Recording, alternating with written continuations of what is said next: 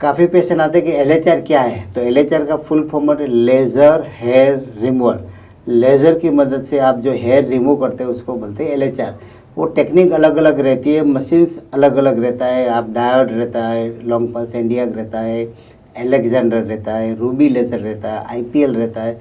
तो अलग अलग टेक्नोलॉजी की मदद से जो हेयर निकालते हो, और ब्लैक हेयर और टर्मिनल हेयर थिक बाल वो बॉडी के कोई भी एरिया में होता है, वो स्काल्प से लेके आप लेग तक आप निकाल सकते हो।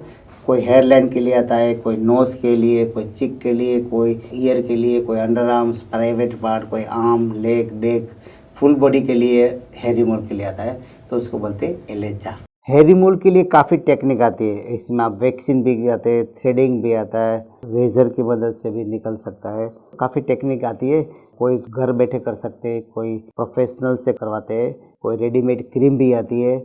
इसके बाद आए इलेक्ट्रोलाइसिस कि भाई नीडल की मदद से एक एक हेयर निकालना, परंतु वो टाइम कंज्यूमिंग रहता है और कभी साइड इफेक्ट स्कारिंग भी रहता है। परंतु अभी जो मशीन जो है एलएचआर लेज़र हेयर रिमूवल, वो टेक्निक अलग अलग रहती है, मशीन्स अलग अलग रहता है। आप डायोड रहता है, लॉन्ग पल्स एंडियाक रहता है, एलेक्जेंडर रहता है, रूबी लेज़र रहता है, आईपीएल रहता है। तो अलग अलग टेक्नोलॉजी की मदद से जो हेयर निकालते हो, तो उससे आप ब्लैक हेयर और थिक हेयर आराम से बॉडी के कोई भी पार्ट से निकाल सकते हो।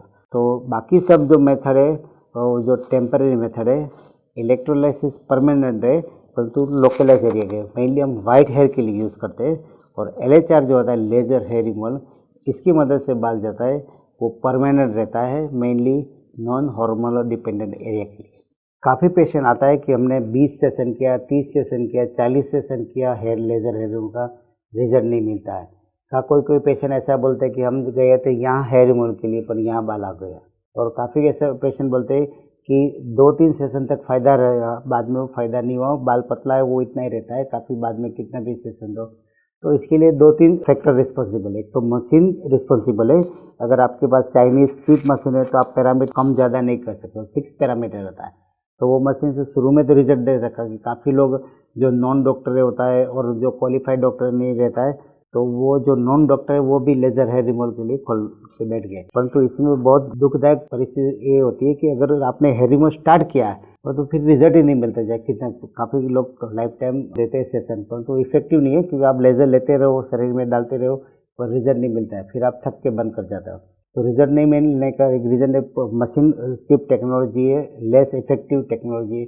दूसरा कि पेशेंट का होस्ट फैक्टर, कि स्किन एकदम डार्क होती है तो आप रिजल्ट नहीं दे सकते हो, बाल पहले से पतला रहता है तो आप रिजल्ट नहीं दे सकते हो।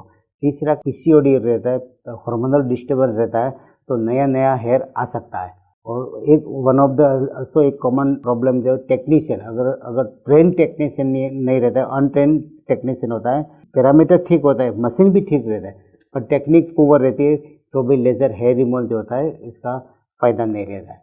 अच्छा रिजल्ट लाने के लिए आपके पास एक्सेलेंट मशीन चाहिए, एकदम ट्रेन टेक्नीशियन चाहिए, और इसकी जो टेक्निक होती है लेज़र हेयर रिमूवल की और पेशेंट सिलेक्शन होता है वो एकदम प्रॉपर चाहिए, तभी आपको लेज़र हेयर रिमूवल का रिजल्ट मिलता है। काफ़ी बोलते हैं कि हेयर साइकिल क्या है।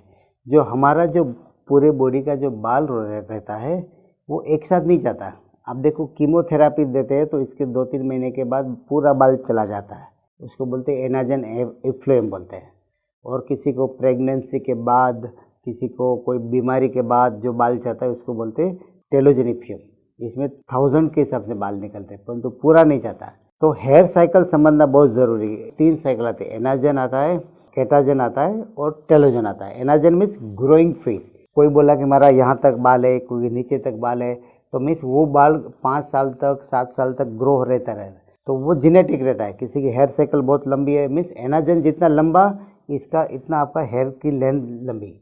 किसी को बियर्ड बहुत लंबी आती है, किसी को एकदम शॉर्ट आती है, तो इसका किसी का एनाजन साइकिल शॉर्ट रहता है, मानो किसी की 6 महीने का, तो बाल 6 महीने तक बढ़ता है, फिर वो गिर जाता है, और वो फिर वो गिरना होता है, उसको केटाजन साइकिल बोलते हैं। कि केटाजन जो फेज जो होता है इसमें हेयर फॉल होता है, और जो टेलोजन बोलते हैं वो रेस्टिंग होता है, कि आराम में रहता है, कि न इसमें कोई एक्टिविटी नहीं रहती, पड़े रहते हैं। तो हर एक का जो होता है फेस का जो एनाजन साइकिल होता है वो अलग रहता है, बॉडी का अलग रहता है। इसीलिए जब फेस हेयर रिमूवल करते हैं तो 1 से मंथ करते हैं, परंतु अब अंडर आर्म्स, बॉडी, हैंड्स वो 2-3 महीने में बाल आता है। तो डिपेंड्स आपकी हेयर साइकिल के मुताबिक लेज़र हेयर रिमूवल करना चाहिए ताकि आपको अप्रोप्रिएट और प्रॉपर रिजल्ट मिले।